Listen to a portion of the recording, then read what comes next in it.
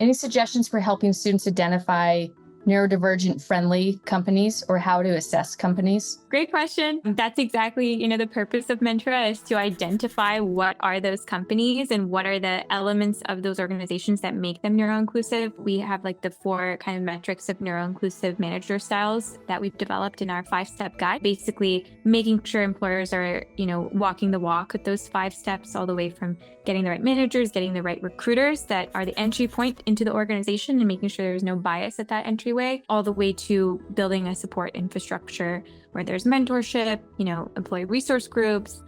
So that end-to-end piece is something that we work with companies to either develop or to assess. So we help with the assessment.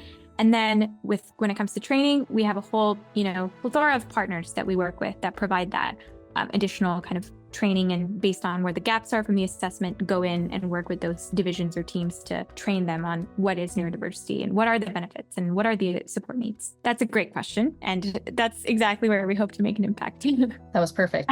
Anything to add, Connor? It really comes down to, it varies a lot even within companies. And we're seeing a lot of folks who are starting to unmask in companies today. So ERGs are forming, neurodiversity ERGs. And we are working at Mentra very closely with these ERGs to help make sure that those sort of values and supports are able to extend throughout the hiring process. Certainly asking about the sort of resources and what is it like being a neurodivergent on the inside and what sorts of ERGs are available is always a good question to ask.